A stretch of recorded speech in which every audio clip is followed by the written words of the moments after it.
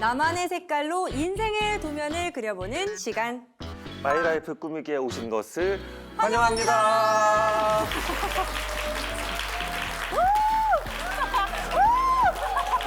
와.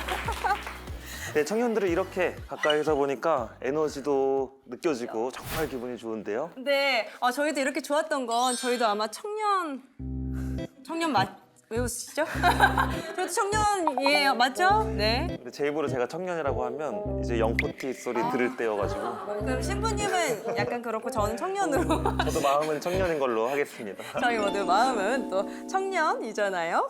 그래서 여기 오는데 혹시 길 헤매지는 않으셨나요?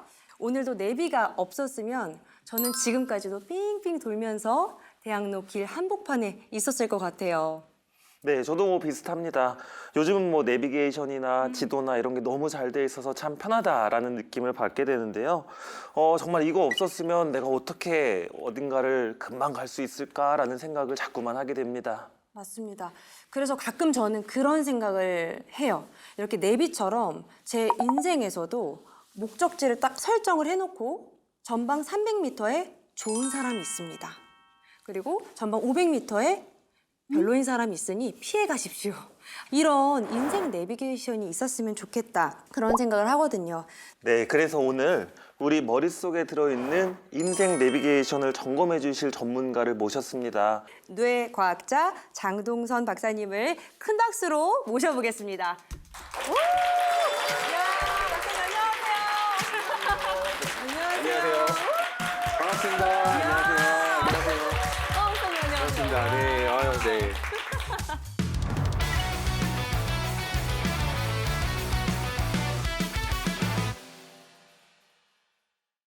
청년들의 반응이 정말 뜨겁습니다. 오늘 준비한 강연 주제는 무엇일까요? 나라는 존재가 내 안에서 어떻게 만들어지나? 그 다음에 미래가 정말 불확실한데 이 불확실한 미래 속에서 내가 어떻게 나만의 길을 찾을 것인가? 길 찾기의 이야기와 불확실한 미래 이야기와 그리고 가장 중요하죠. 나라는 존재에 대한 이야기가 같이 등장하는 강연입니다.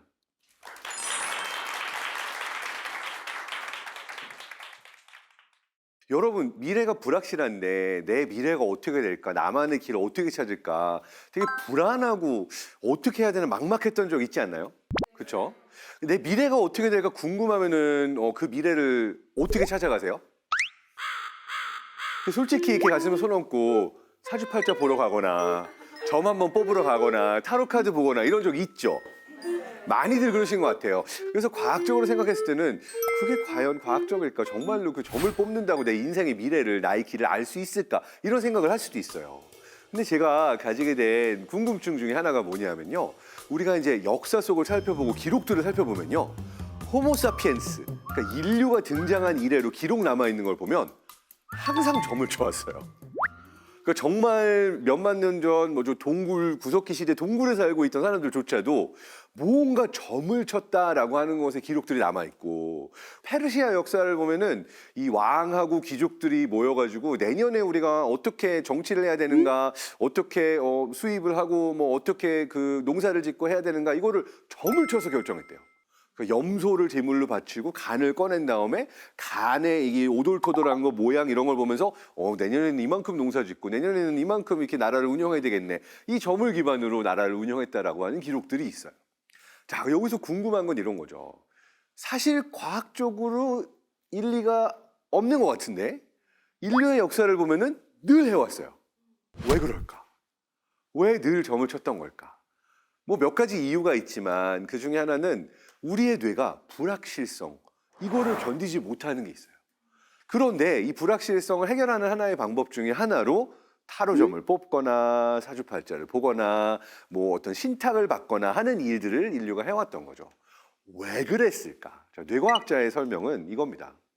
우리의 뇌는 내가 어떤 존재인지, 나는 어떤 삶을 살아야 하는지 그냥 뿅 한순간에 알지 못해요. 굉장히 긴 시간 동안 발달을 겪으면서 내가 어떤 존재인지에 대한 세상 속에서 실마리들을 하나하나 찾아갑니다. 그러면 그 내가 경험하고 찾아간 실마리들이 언제 나라는 존재, 나의 정체성으로 만들어질까? 그거는 뇌 안에서 나는 이런 존재구나 라는 이야기가 만들어져야 그게 나의 정체성이 되는 거예요. 뇌가 세상에서 수많은 경험들을 쌓아가면서 아, 이게 나라는 존재구나라고 하는 어떤 이야기가 완성이 될 때 그게 나라는 존재가 됩니다. 나라는 존재가 누군지 알기가 너무 어렵고 세상은 너무 불확실하니까 네가 지금 힘든 건 삼재가 들어서야. 내년부터 좋아진대. 그럼 맞건 틀리건 내가 이 이야기를 나의 이야기로 받아들이는 순간 나의 뇌는 어쨌든 내년부터는 잘 되겠네. 삼재라는 게 있었대. 나도 모르지만 내년부터는 내가 잘 될 수밖에 없어. 자, 이걸 믿는 순간 뇌는 잘 되기 위한 신호를 찾고 나는 잘 될 수밖에 없어 라고 생각을 하고 그러한 것들을 세상 속에 찾다 보니까 정말로 잘 될 수밖에 없겠죠. 그러다 보니까 되게 흥미로운 거는 정말로 점을 친 게 맞아서 뭐 용한 점쟁이가 나의 운명을 봐서 또는 타로점이 막 용해서 내 이야기가 찾아지는 게 아니라 사실은 내가 나의 이야기를 뇌 안에서 늘 찾고 있는데 그 이야기를 받아들이는 순간 점을 통해서건 신탁을 통해서건 그 이야기가 나의 정체성이 되는 순간 정말로 나의 삶이 변하기 때문인 거죠. 결과론적으로 봤을 때 나의 이야기를 찾는 순간 삶은 변한다라고 하는 게 과학적으로 우리가 볼 수 있는 영역이긴 합니다. 그래서 사실은 우리가 끊임없이 나의 이야기를 찾아 나서고 나는 어떤 존재인가, 내가 어떤 존재인가 나의 이야기를 내가 스스로 써나갈 수 있다면 제일 좋아요. 왜냐하면 내가 나의 이야기를 스스로 써나갈 수 있으면 그 순간부터 내 이야기가 정말로 나의 삶이 되어갈 수가 있거든요. 이게 굉장히 흥미로운 게 우리가 자기 실현성 예언이라고 그래서 self-fulfilling prophecy라는 개념이 있어요. 뭐냐면은 내가 뭐라고 믿으면 그대로 되는 거예요. 내가 스스로에게 끊임없이 되뇌이면서 나는 7번 실패해도 8번째 꼭 잘 될 수밖에 없는 사람이야 라는 이야기를 품고 사는 사람은 한 번 실패하면 좋았어. 이제 2번 남았네, 3번 남았네, 4번 남았네 뭐 이런 식으로 내가 가지고 있는 것들을 스스로 해석해서 내가 원하는 사람이 될 수 있도록 나의 이야기를 만들 수 있는 능력이 생기는 거죠. 그래서 오늘 드리고 싶었던 이야기 첫 번째는 나를 마주하다라고 하는 나는 뇌 안에서 하나의 이야기로 만들어진다. 근데 그 이야기를 찾는 과정이 쉽지 않기 때문에 그리고 세상에 일어나는 일들이 너무 불확실하기 때문에 우리는 점을 보러 가기도 하고 신탁을 받기도 하고 수많은 것들을 추구하지만 결론적으로는 내가 나라는 존재의 정체성을 어떻게 찾고 이야기를 뇌 안에서 어떻게 가져가는가 이게 핵심이다라는 이야기를 전해드리고 싶었어요. 사실 우리가 물리적으로만 보면요 20년 전에 나와 20년 후에 나는 전혀 다른 존재예요.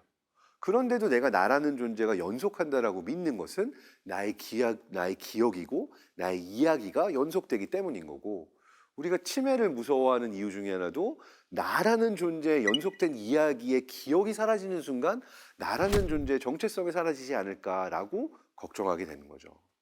그런 의미에서 나라는 존재는 내가 어느 정도 나의 이야기를 어떻게 써나가고 어떤 이야기를 믿느냐 어떤 믿음을 가지고 어떤 이야기를 내 삶 속에서 내가 행동으로서 실천하느냐 이게 결국 나라는 존재를 만들어간다라고 볼 수가 있습니다. 자 이제 두 번째 파트로 가볼까요? 나라는 존재를 찾았어요. 나는 알아요. 나 자신에 대해서 많이 알아요. 그런데 많이 안다고 미래가 어떻게 될지 불확실한 미래 속에서 정말로 나의 길을 다 찾아갈 수 있느냐 이건 또 다른 문제이기는 해요. 물론 나를 잘 알면 장점이 많습니다. 그렇지만 불확실한 미래라고 하는 것, 이 안에서 내 길을 찾아간다는 건 정말 어려운 것 같아요. 자, 그런데 과학자 입장에서 세상을 바라보면 미래라고 하는 것은 실제로 불확실한 게 맞습니다. 그러니까 우리에게 일어나는 일이 다 이유를 가지고 일어나느냐? 과학자의 시각으로 보면 아니에요. 그냥 랜덤한 거예요. 그러니까 누구나 불행을 겪는 순간이 올 수도 있고 누구나 이 순간 뭐 좋은 일이 생길 수도 있고 이거는 내가 어떤 부모를 만났을지 내가 어느 나라에 어느 시대에 태어났을지는 내가 선택하고 태어난 게 아니잖아요. 이건 그냥 랜덤하게 정말 불확실한 세상 속에서 어떻게 될지 모르는 상태에서 나에게 일어난 일입니다.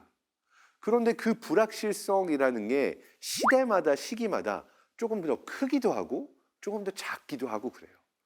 자, 그렇다면 유전자를 봤을 때, 뇌를 봤을 때는 어느 시기에 어떤 뇌를 가지고 있는 게, 어떤 유전자를 가지고 있는 게 조금 더 살아남는 데 도움이 되느냐 아니냐 이런 거를 대략적으로 볼 수가 있어요. 이해하기 쉽게 비유적으로 설명을 하면 익스플로러와 익스플로이터, 그러니까 익스플로어, 익스플로이트 딜레마라는 게 있어요. 이걸 한국말로 쉽게 설명하면 뭐냐면 개척자, 경작자의 딜레마예요. 익스플로어는 탐험가, 개척자예요. 새로운 땅을 가고 막 찾고. 경작자는 뭐냐? 내게 주어진 땅을 최대한 잘 일구는 사람이에요. 개척자와 경작자의 딜레마가 뭐냐면 내가 얼마 정도 개척자가 돼야 되고 얼마 정도 경작자가 돼야 되는가. 1차적으로는 어느 정도는 유전자에 의해서 결정이 돼요. 겁이 많고 새로운 곳에 가는 걸 힘들어하고 내게 주어진 안에서 자라는 종류의 사람들이 존재하는데 이게 약간 경작자형 유전자를 갖고 있는 거죠. 반면에 늘 새로운 거를 경험하고 싶어. 약간 가가지고 내가 늘 하던 것만 해오면 너무 힘들고 불편하고 뭔가 무기력해진다. 이렇게 해가지고 계속 새로운 걸 찾아 나서는. 그러니까 뇌과학자 입장에서 보면 도파민과 도파민 수용체의 특성이 조금 다른 유전자를 타고난 사람도 있어요. 자, 그런데 어떻게 어느 시대에 어떤 유전자, 어떤 뇌가 더 잘 작동하는가. 세상이 변화가 없고 늘 쭉 가는 세상 속에서는 경작자의 전략이 유리해요. 엄마 아빠 말 들어.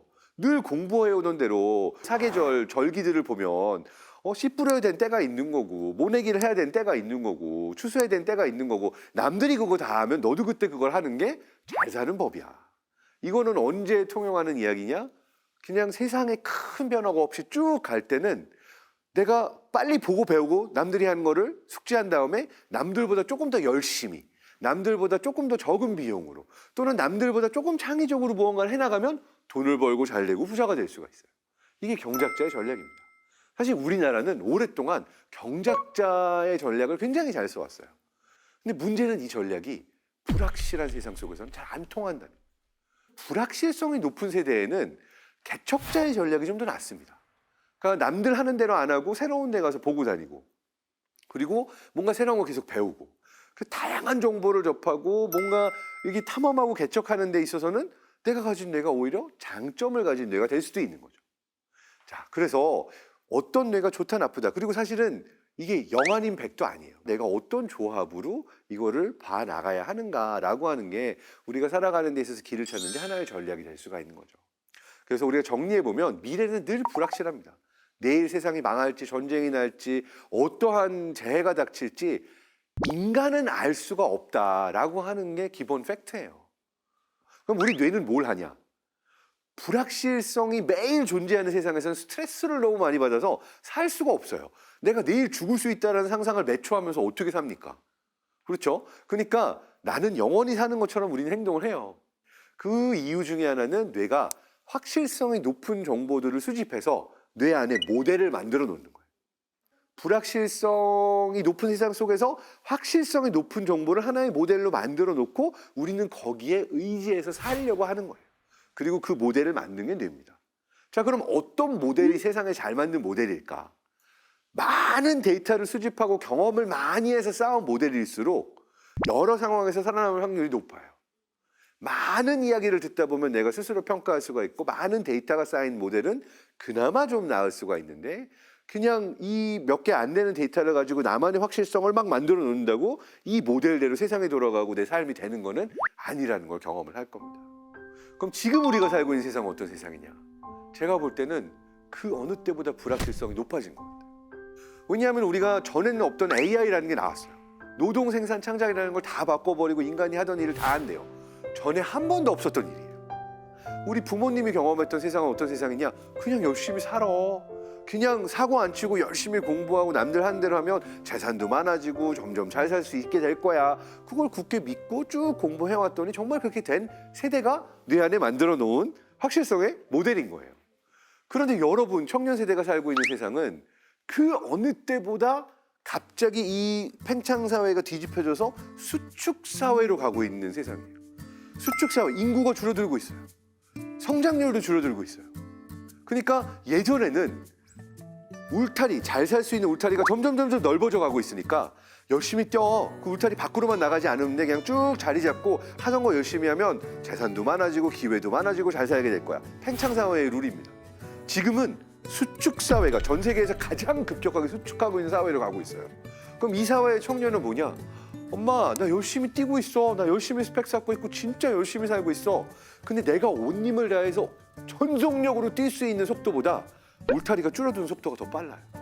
나는 죽어라고 뛰고 있는데 잘 살 수 있는 울타리는 점점 멀어지는 것 같아요. 그게 어찌 보면은 세상이 바뀌어서 생긴 그럼 난 어떻게 살아야 되는데? 불확실한 세상 속에서. 이런 질문을 안을 수밖에 없는 세상으로 우리가 들어가 버린 거죠. 자, 그렇다면 이 불확실한 세상 속에서는 몇 가지 제가 드릴 수 있는 팁들이 있는데, 일단은 늘 해오던 대로 농사 지으면 돼라고 하는 경작자의 마인드는 버려야 돼요. 나는 어느 정도 개척자가 되고 탐험가가 돼야 돼요. 내가 지금 수축사회를 살고 있다. 어떻게 해야 될까요? 수축사회가 아닌 데 가서 살면 돼요. 팽창사회 가서 살면 됩니다. 인도는 지금 중위 연령이 20대 중반입니다. 우리나라는 중위 연령이 40대 후반에서 50대를 향해 가고 있어요. 그러니까 말하자면 이러한 큰 그림을 보게 되면 내가 알고 자라온 세상 안에만 있는 게 아니라 다른 것과의 연결들을 만들면 나는 이 수축사회라고 하는 것의 룰을 깰 수가 있는 거죠. 물론 그러면 이제 어떤 분들은 장 박사 안 되겠네. 그렇지 않아도 인구가 줄어드는 세상에서 청년들한테 나가라고 그러면 어떡해요? 막 이런 얘기를 할 수가 있겠죠. 근데 저는 우리를 가둬놓고 있는 박스의 생각을 좀 깨면은, 그래서 새로운 연결들을 만들 수 있으면 괜찮다고 생각해요. 우리가 늘 살아오던 대로 살아와야 되는 게 아니라 세계 무대에 나가도 되고, 그리고 남들이 다 잘 살고 성공한 데 가는 게 아니라 남들이 안 가본 동네 가는 것도 나의 기회 영역을 넓히는데 도움이 될 수 있다. 그래서 어느 정도 이런 개척자의 마인드를 가져야 되는 게 중요할 수 있다라고 말씀드리고 싶어요. 자, 이제 강연의 마지막 파트에 왔는데, 개척자라는 게 말이 쉽지. 그렇게 쉽게 되나요? 용기도 필요하고, 아니 나 그 말도 안 통하고 아무도 안 가보고 위험한 동네 아니에요? 이렇게 볼 수도 있죠. 자, 근데 여기서 제가 드릴 수 있는 하나의 약간 팁이 있다라면은, 저는 개인적으로 이렇게 생각해요. 살면서 잘못될 수 있고 위험하고 좀 안 될 수 있는 그러한 선택들은 대부분 언제 나타나냐 하면요, 우리가 일확천금을 노릴 때, 거기 가면 큰 돈을 벌 수 있대, 갑자기 노력 별로 안 하고도 잘 될 수 있대, 이런 걸 믿으면 안 돼요. 잘 되는 길은 언제 잘 되냐면, 아무도 너 왜 그래? 뭐 그거 그렇게 하는 걸 이해를 못하고 막 갸우뚱하게 보더라도 혼자 열심히 사서 고생하는 사람들이 있어요. 쟤는 왜 저렇게 쓸데없이 열심히 살지? 왜 저렇게 쓸데없이 사서 고생하지라고 보일 수 있지만, 그 길 안에서 쌓이는 거는 내 뇌 안에 힘든 거를 이겨낼 수 있는 능력, 도전할 수 있는 능력, 이런 것들을 쭉 쌓고 있는 거기 때문에, 막 거기 가면 잘 된대라고 해서 남 얘기 듣고 간 건 위험한 선택일 수 있지만, 내가 스스로 그곳에 가서 기회를 열고 나는 이렇게 열심히 일을 하면서 무언가를 쌓아나가야 되라는 선택을 하는 게, 갑자기 나를 망하게 하는 위험한 선택으로 갈 일들은 그렇게 많지는 않은 것 같아요. 그래서 그 남들이 알아주지 않더라도 사서 고생하면서 열심히 쌓아나가는 거는 내 뇌 안에서 내가 스스로 도전하는 연습들을 하면서 내가 어려운 상황이 됐을 때 잘 될 수 있게 하는 능력들을 쌓아나간다라는 거를 말씀드릴 수가 있는데, 이제 본론으로 돌아와서 불확실한 세상 속에서, 불확실한 미래 속에서 나의 길은 어떻게 찾아야 되는가? 개척자는 잘 모르겠다는 거죠. 경작자의 전략은 많아요. 어디 학원 가면 되는데, 어떻게 하면 되는데, 꿀팁들 너무 많습니다. 경작자의 전략은. 개척자의 전략은 어디 책 보고 알 수 있는 게 아니에요. 왜냐? 경작자의 전략은 지도 보고 가면 되는 길이에요. 개척자의 전략은 뭐냐? 안 가본 길을 가니까 지도가 없어요.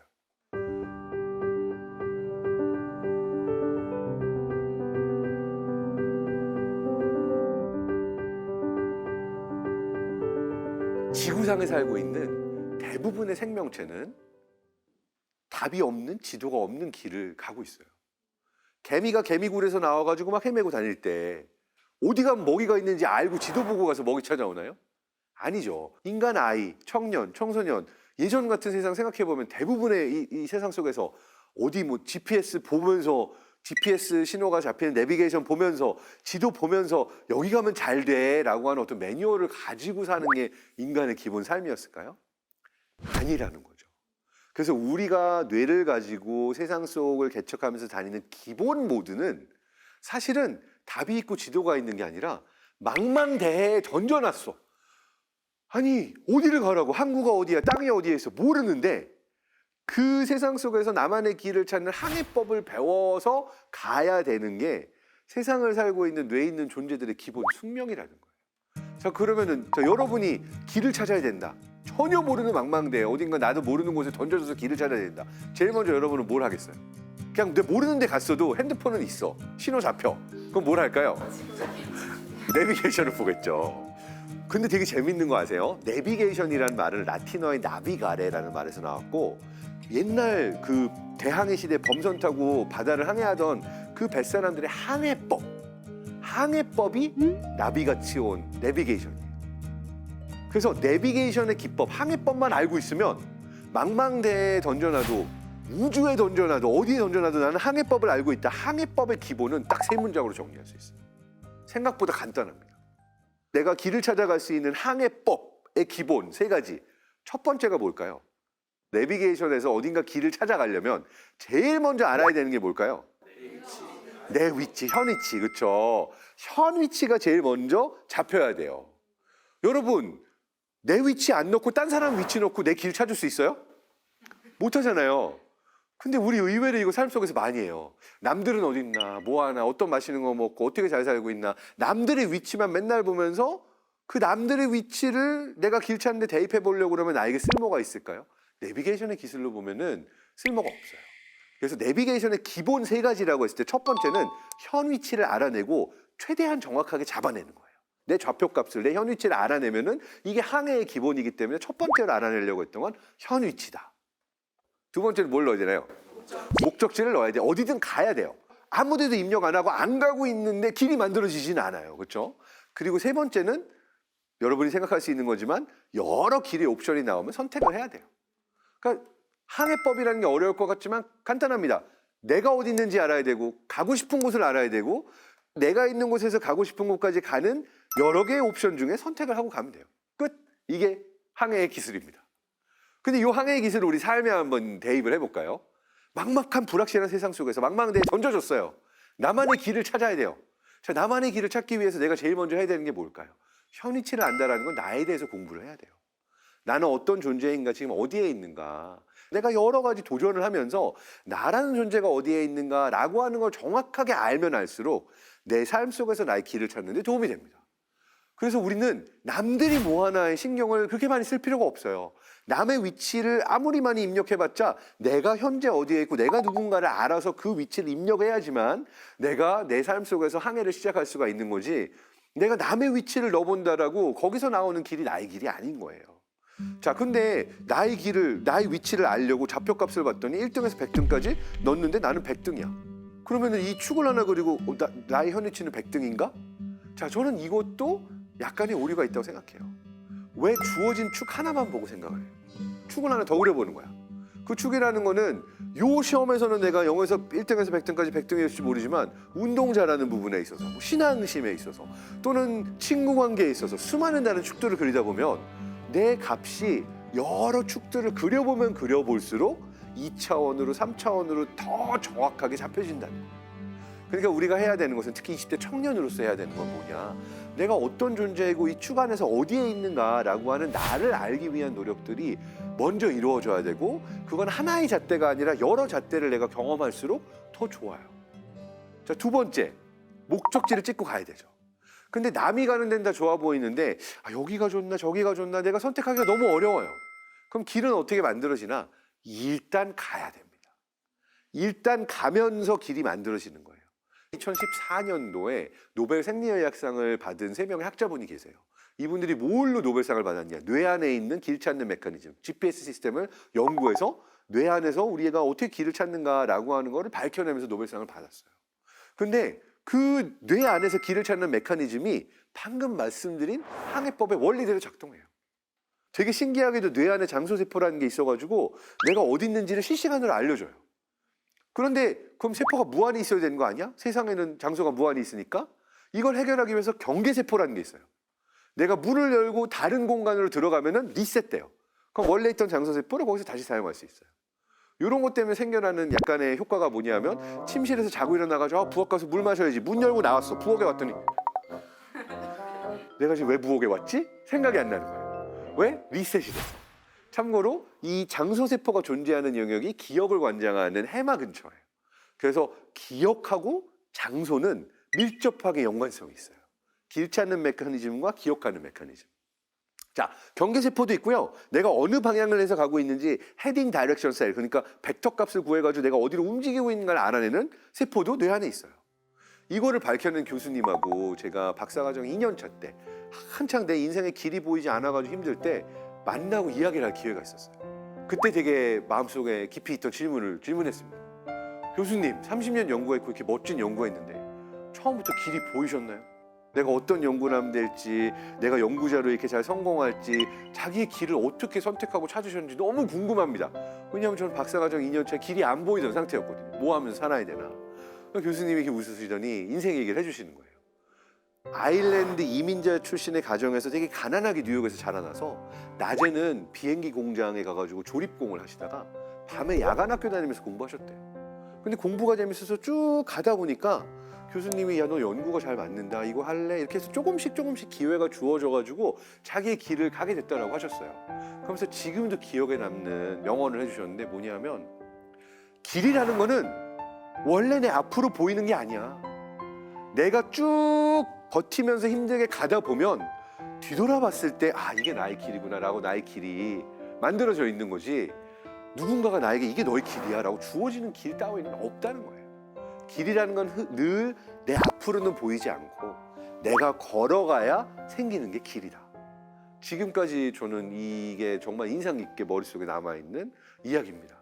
자, 그래서 정리해보자면, 아무리 망망대해 어떤 상황에서도 나만의 길을 찾기 위해서 필요한 첫 번째, 내가 어디에 있는가를 알아야 되고, 나의 현위치를 위한 노력을, 나의 현위치를 찾기 위한 노력을 계속해야 되고, 어디든 목적지를 입력하고 가야 된다. 가는 동안에 길이 만들어진다. 어디든 목적지를 찍고 가다가 목적지도 바꾸고 하면서 나의 길이 생겨난다. 이게 두 번째입니다. 자, 이제 세 번째 가장 어려운 문제, 길 찾기에서 가장 어려운 문제. 현위치 알아냈어요. 목적지 찍었어요. 근데 갈 수 있는 길이 하나가 아니네. 여러 개가 있네. A가 맞아, B가 맞아. 이게 우리 인생에 끊이지 않는 고민입니다. 이게 인생에 있어서 너무 크게 다가오는 거야. 이 길이야, 저 길이야. 그걸 알면 너무 좋을 텐데. 자, 근데 여기서 제가 여러분에게 진짜 제가 생각했을 때 와 하면서 제 인생에 가장 컸던 인사이트 하나를 공유할게요. 우리는 A냐 B냐의 선택이 너무 중요할 것 같잖아요. 근데 의외로 A냐 B냐가 그렇게 중요하지 않아요. 더 중요한 건 뭔지 아세요? A건 B건 어떤 선택을 하건 늘 후회하는 종류의 사람이 있고요. A건 B건 선택하고 나면 이걸 나의 길로 만들어서 후회하지 않는 선택으로 만드는 사람이 있어요. 그래서 A냐 B냐의 선택이 중요할 것 같지만, 더 중요한 건 내가 A의 선택을 하건 B의 선택을 하건 그걸 나의 길로, 나의 선택으로 만들 수 있는 능력이 있는 사람인가, 이걸 기르는 게 더 중요해요.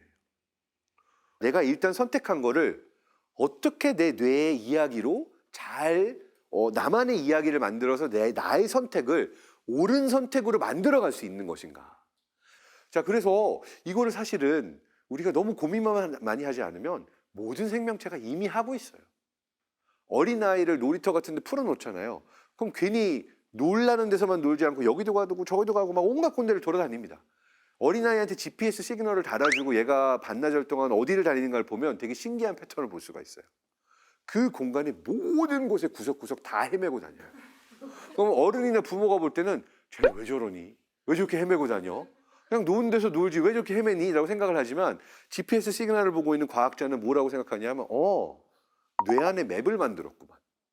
그러니까 이 아이가 헤매고 다니는 행동은 헤맨 게 아니라 뇌 안에 지도를 만든 거고, 다음에 그 장소에 가면 이 아이는 어른보다 훨씬 빼곡히 모든 장소를 다 탐험해서 알고 있는 거죠. 그래서 우리가 살면서 헤매는 것 같을 때, 길을 못 찾을 것 같을 때 이렇게 스스로에게 이야기하면 좀 위안이 되는 것 같아요. 나는 길을 잘못 든 게 아니라 뇌 안에 지도를 만들고 있다. 나만의 지도를 만들고 있다. 강현호 시인이 쓴 시 중에 나오는 구절이에요. 이 시의 마지막 문장이 뭘로 끝나느냐 하면은 잘못 든 길이 지도를 만든다로 끝나요. 그러니까 우리가 생각하기 나름인 거죠. 나는 길을 잘못 들었네. 남들이 가라는 길로 잘못 가서, 또는 이 길로, 이렇게 생각해버리면 나는 누구예요? 실패자죠. 근데 그게 아니라 내가 길을 잘못 들었지만 덕분에 난 아무도 가보지 않은 인생의 지도가 생겼어. 나만의 지도를 만들었어.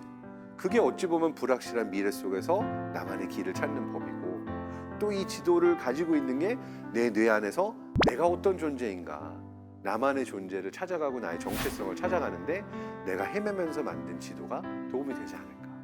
여러분이 삶 속에서 여러분만의 지도를 만들고, 그리고 여러분만의 멋진 이야기로 나라는 존재를 잘 찾아가실 수 있기를 기원합니다. 감사합니다.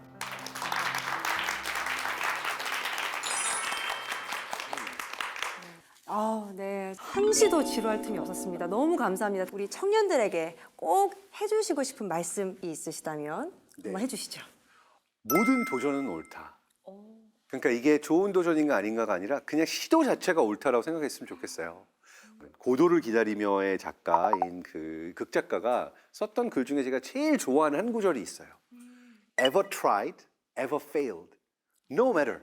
Try again, fail again, fail better. 그러니까 번역해보면 나는 도전하고 시도할 때마다 실패했어.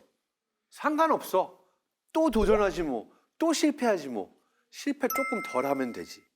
우리는 왜 도전을 못하냐 하면 성공해야 된다고 생각해서. 그리고 그 성공을 못하면 내 스스로가 너무 속상하니까 도전을 못하는 경우들이 많아요. 뭔가를 도전하면 기본적으로 실패하는 게 너무 당연하고 여러분이 성공했다면 이건 정말 확률이 낮은 거고 뭔가를 하려고 하면 항상 안 되고 실패하는 게 기본이에요. 근데 내가 지향해야 될 바는 성공하고 잘 되는 게 아니라 그냥 도전 자체고 도전하다 보면 조금 덜 실패하는 맛으로 도전해보자. 그래서 모든 도전은 옳다. 여러분의 모든 도전을 응원합니다. 감사합니다.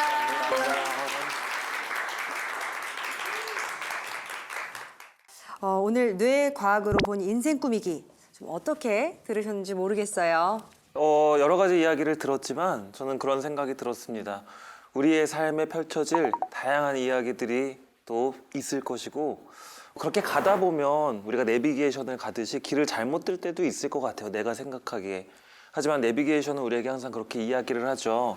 당신은 오늘 목적지에 가는 거에 실패하셨습니다 라고 이야기하지 않습니다. 오히려 새로운 경로를 탐색합니다 라고 이야기하죠. 그것이 우리에게 가장 아름답고 찬란한 길이 될 수 있다는 걸 느낄 수 있는 시간이었습니다. 그렇죠. 내비게이션은 우리에게 절대 실패했다고 말하지 않으니까 매일 내비를 켜야 될 것 같습니다. 네, 오늘 들은 말하고 강연이 여러분 인생 내비게이션의 든든한 업데이트가 되셨길 바랍니다. 안녕. 안녕. 감사합니다.